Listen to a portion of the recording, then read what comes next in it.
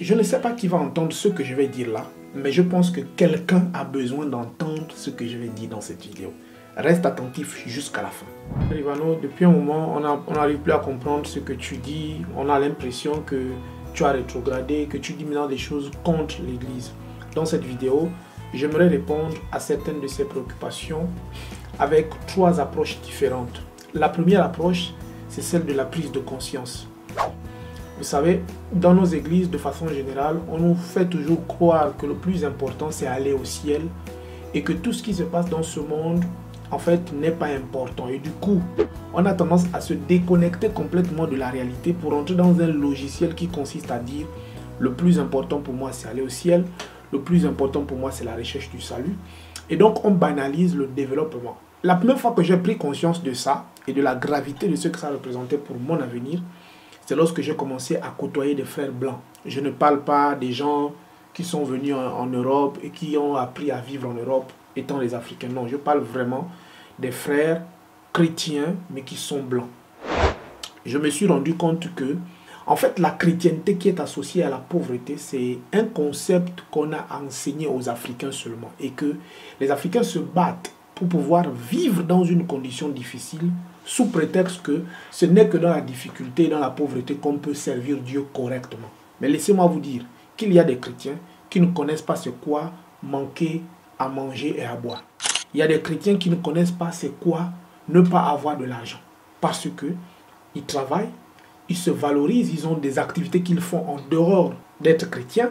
Et c'est ce qui fait qu'ils sont même plus investis dans la chrétienté que toi et moi, qui passons le temps à nous plaindre, à prier Dieu pour que Dieu nous donne de l'argent, pour que Dieu nous donne du travail, pour que Dieu nous permette de voyager, pour que Dieu nous donne même des choses simples de la vie, c'est-à-dire que voilà, aller avoir un emploi, par exemple. On va passer le temps à dire oui, Dieu va te donner le travail, mais en réalité, le travail, est-ce que c'est Dieu qui le donne? Ça, c'est la première approche. La deuxième approche, c'est celle de faire comprendre aux gens que la majeure partie des églises qui sont construites dans nos pays, ce sont des patrimoines de famille. Des patrimoines des familles, des personnes qui se sont hissées au rang de prédicateurs, au rang de pasteurs, au rang de dirigeants et leaders religieux.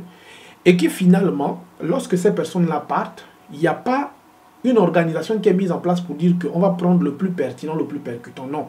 La plupart du temps, souvent, dès que le pasteur disparaît, ou que le pasteur est en incapacité de continuer, c'est son fils qui prend la relève. Aussi simple que ça. Donc ça signifie que l'église n'est pas l'œuvre de Dieu, c'est l'œuvre d'un homme. C'est un patrimoine qui appartient à quelqu'un. C'est pourquoi, quand il part, il lègue ce patrimoine à son fils comme héritage. Le plus grave encore, c'est que dans certaines situations, certains pasteurs n'ont pas d'enfants hommes. Qu'est-ce qui se passe? S'il a une fille et que cette fille-là est mariée à quelqu'un, c'est le beau-fils du pasteur qui va prendre la succession. Voilà. La troisième approche, c'est de dire que, vous savez, on est dans un monde qui a connu plusieurs cycles. Et dans ces cycles-là, il y a une histoire, il y a une mémoire qui existe. Si vous prenez le temps de bien vous informer de quel est l'objectif que ce monde est en train de poursuivre et où est-ce qu'on est en train d'aller, vous allez vous rendre compte que passer le temps à mettre tout votre avenir dans un mythe, qu'on vous enseigne que oui, le plus important c'est le ciel et que tout ça passera et que si vous ne prenez pas en compte votre salut, vous allez vous perdre. Je ne dis pas du tout que le salut n'existe pas. Ce n'est pas ce que je suis en train de dire. Mais ce que je suis en train de dire, c'est que vous devez apprendre à être lucide. Vous devez vous réveiller de votre sommeil. Valoriser vos talents. Valoriser votre personne. Apprenez à vous développer. Travaillez sur vous et vos projets. Moi, je pose souvent la question aux gens. Si tu passes tout le temps à aller à l'église, lundi tu es à l'église, mardi tu es à l'église, peut-être tu as seulement que 2 jours par semaine où tu es vraiment libre. Tu travailles sur tes projets quand? La question que je pose souvent aux gens, c'est ça. Dans l'église, aujourd'hui, il y a beaucoup de jeunes talentueux. Mais ces jeunes talentueux ne profitent jamais de leur talent. Ils ne le mettent jamais en valeur. Ce talent-là profite plus à d'autres personnes qu'à eux-mêmes. Et donc, moi, la trajectoire dans laquelle je me suis lancé aujourd'hui, c'est de dire aux gens, travaillez sur vos projets. Moi, je travaille sur mes projets. Que ce soit des projets musicaux, que ce soit des projets personnels aujourd'hui, comme je suis en train de travailler sur la création de contenu, parce que le but pour moi derrière, c'est bien évidemment de créer un média et de créer un portfolio qui va me permettre de vendre mes compétences aux entrepreneurs, aux entreprises, aux sociétés et même au gouvernement plus tard. Donc pour moi, il est clair que je suis dans une stratégie sur le long terme, parce que j'ai compris que si moi-même je ne me débrouille pas, personne ne se débrouillera à ma place pour pouvoir faire en sorte que ma condition change.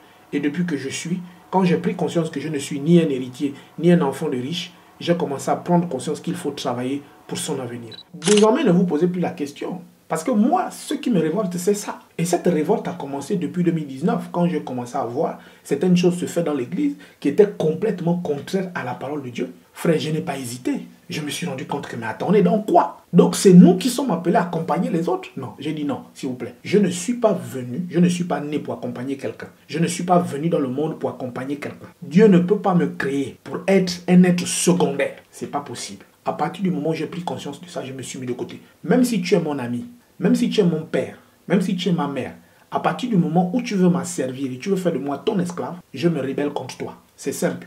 Et je pense que mon père ne peut pas le faire, ma mère ne peut pas le faire. Si mon ami essayait de le faire, il va me croiser sur son chemin. Donc, ce qui veut dire quoi? Ce qui veut simplement dire que je m'oppose à tout système qui vise à faire de moi un être figurant. Quelqu'un qui est là juste pour faire le nombre.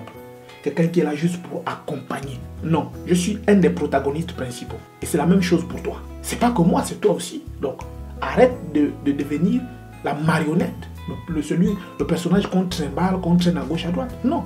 Apprends à devenir le personnage central de ton histoire, de ta propre histoire. Parce que Dieu ne t'a pas créé en tant qu'être secondaire. Il t'a créé en tant qu'être primaire. C'est-à-dire que tu es le protagoniste même de ta propre histoire. C'est toi qui dois écrire le récit de ton histoire et tu dois le raconter à ta manière. Alors c'est tout pour ce contenu. J'espère que ça va te servir à quelque chose. Et si cela te dit de pouvoir me laisser un commentaire pour donner ton avis, n'hésite pas. Tu peux être contre, tu peux aussi être pour. Le plus important, c'est que tu me donnes ton avis. Alors, à très bientôt pour un prochain contenu de ce type. Ciao!